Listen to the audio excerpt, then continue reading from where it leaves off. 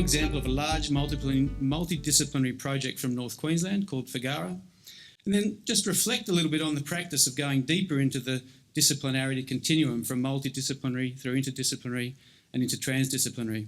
And then think a little bit about what we learned from this project that we can apply to future ones. So our task given to us by the Commonwealth Government and the State Government of Queensland was to determine the scale of the opportunity for irrigated agriculture development in the Flinders and Gilbert catchments of the Gulf. So it was about the soil and water resources that were available, the existing ecological systems, the industries, the infrastructure, the values and the human capacity. We looked at the opportunities for irrigation, the economic viability of irrigated agriculture, and then ways in which the sustainability of irrigated agriculture could be maximised. We had 13 separate activities, and it included input from a really broad range of scientific disciplines. And I've just listed them here in alphabetical order. But we had airborne geophysics, we had anthropologists and human geographers working on Indigenous water values, we had hydrologists working on river modelling, engineers working on water storage design, aquatic ecologists, soil scientists working on land suitability. And the assessment was truly multidisciplinary in its approach and included scientific input from over 100 people. There were more than 80 CSIRO people involved, from more than 10 organisations and from more than 10 locations around Australia. It wasn't a desktop study. We did about 700 person days in the field, so we did a lot of fairly deep scientific data gathering in the field. And while the project ran over 24 months, we only had one wet season. So one issue we had to confront was to try and fit everything we had to do, a huge amount of work, into not very much time. So the working diagram we used throughout the project is this one here on the right. Roughly the top third's about resource assessment, the middle third's about biophysical and economic viability, and the bottom third's about various types of sustainability. And we've got arrows between boxes and all that sort of thing and some feedback loops. But I thought for this presentation I would try and really show where that multidisciplinary inter and trans came into it. And I just ended up with spaghetti. In reality, that diagram is in multiple dimensions, and there's actually multiple diagrams. So at different times in the project, for different locations in the catchment, different parts of the activities interacted and integrated to address different questions. So it's not as simple as just a single diagram. The FIGARA project, I think, is a good example of a more common kind of research project that's emerging. It's because issues such as sustainable regional development demand approaches that recognise the complexity. So increasingly research organisations are reorganising themselves to address complex issues through multi, inter and even transdisciplinary approaches, and that's a worldwide phenomenon, I think. But as an example, over the last 15 years, CSIRO has profoundly reorganised its internal structures in order to better deploy its capability to multidisciplinary research efforts aimed at key national challenges. It's a clear decision by the organisation. I mean, CSIRO, like many such organisations globally, has a long history of single discipline research, and this new operating model requires organisational learning, including the realisation that success doesn't come without high transaction costs associated with time, with physical distance, and with gaining trust and building relationships between people. I've talked a bit about disciplinarity, but what does it mean? To me, the literature remains unsettled on the definition of different forms of disciplinarity. And look, I'm not going to get bogged down in this. The one we've used here is Stenber's typology, which dates back to 1991. I'll leave the top two out. They're fairly simple. Multidisciplinary or multidisciplinarity involves multiple disciplines who each bring a different perspective to a common problem. It then gets a little bit harder to conceptualise and to operate. Interdisciplinarity seeks to integrate the contributions of multiple disciplines beyond just bolting them together. So it's not just about getting each discipline and adding them together. It's actually bringing their perspectives to, integrating the contributions from the multiple disciplines. Transdisciplinarity concerns what Stenber calls the unity of intellectual frameworks. And that's beyond disciplinary perspectives. And my take on that is that this is the crossing of professional cultural boundaries to truly understand the cultures, practices and languages of other disciplines.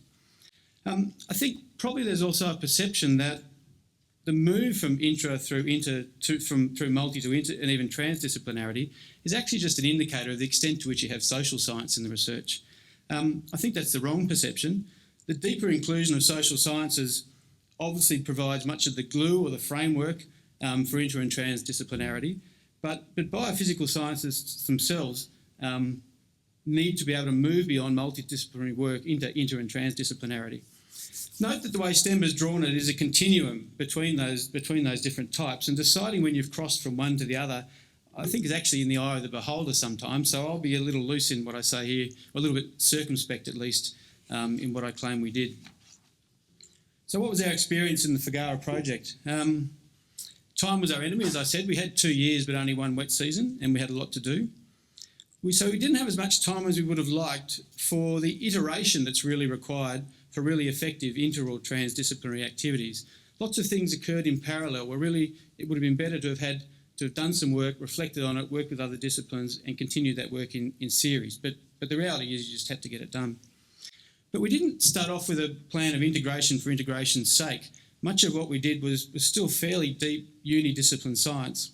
And the airborne geophysics, you can see a helicopter there trailing an aerial below it, is an example of that. But then, having used that as an example of deep unidisciplinary science, I actually think we started to get towards some of this inter and transdisciplinary work with something as simple as the airborne geophysics. That we had quite limited resources. These catchments are about 155,000 square k, all added together, and so the locations and the flight lines were heavily influenced by input and advice from many other disciplines, always with that end objective in mind. So, to my mind, the inter and the transdisciplinarity typically occurred at the input of the planning stage of the research rather than at the research output stage, where you often just bolt things together. So the thought that went into where we did stuff and how we did stuff and why we did stuff was where that disciplinarity occurred. In terms of reflections, to my mind, the literature on best practice for inter and transdisciplinary approaches doesn't reflect the realities of conducting these types of large complex projects with limited time and resources. And the reality is just overwhelming. Reality has forced us to conduct many activities in parallel, as I said before, rather than in series, which meant that the opportunities for one discipline to influence another were reduced. Large projects are almost always going to involve people from a lot of different places, from a lot of disciplinary backgrounds. They need time and space to build working relationships and teams. They're not likely to have a history of working with each other in a team and therefore won't have built the kinds of relationships that allow people of different discipline backgrounds to communicate effectively and to understand each other's perspective or philosophical basis. So keeping teams together over multiple projects can help address that. I think probably the integration is best deployed at the input stage rather than trying to integrate it when you've got the science outputs. And I guess the other thing is not everybody in the team has to be an integrator or to get transdisciplinarity. A few key people can cut across, and Q and Pethram was certainly able to do that. The other thing I think is that the integration is not symmetrical. A lot of the inter and even transdisciplinarity thought that went into directing the river modellers, for example, they didn't have to reciprocate. Their job was to do river modelling, but how they were directed and the sorts of questions they were asked really was an example of that inter and transdisciplinarity. The way we reported on the project also provided us an opportunity to integrate across disciplines. So we had lots of technical information. We had 16 technical reports, each of several hundred pages long, and they were in-depth, single-discipline sort of work. But we synthesised these into 2 catchment reports, one for each catchment, but again, most of that information was just bolted together rather than properly integrated. However, within that, we had 6 development scenarios, and they really were where the integration came into being. And then we had some summary reports of 16 pages each and a 2-page fact sheet. So the way we reported allowed essentially a synthesis of information from incredible detail down to some pretty simple facts, or simple principles. And to conclude, overall we found a mixed model approach was most appropriate rather than attempting to integrate across all disciplines in all circumstances. So in very large projects there'll be some bits which are uni-discipline science and some bits which get towards transdisciplinary. I reckon we can always do better, and we've got a lot to learn about how to do these sorts of projects. I think if we were to compare Figara with the Holy Grail approach, the literature approach, then we probably had a fair bit to be critical about. But if I consider what we did within the time and the resources, then I think we did a reasonable job. Many of the key decisions we made about what, where and when we actually did something and where we deployed resources is where a lot of that thought, intensive planning from multiple disciplines, and I think in many cases we came close to that kind of unity and intellectual framework that STEMBA uses to define transdisciplinary research. Thank you.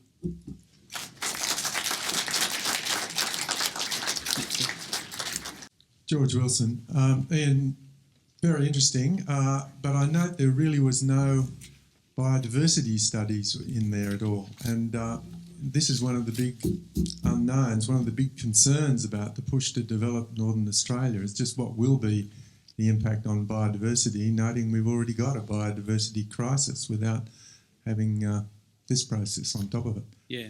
So that's true. We had no terrestrial biodiversity in there at all, but we had a fair bit in the way of aquatic ecology and aquatic riparian science through James Cook University. There's three big holes in what we did. We did nothing in this project, at least, about the impact on Gulf fisheries and Gulf ecosystems, particularly the prawn industry, but also those inshore marine systems in the Gulf. We didn't do anything on groundwater as a resource, and we didn't do anything on terrestrial ecology, although the aquatic ecology was fairly well covered. So yeah, there are holes in the way we went about doing things, but that's simply a reflection of the time and resources.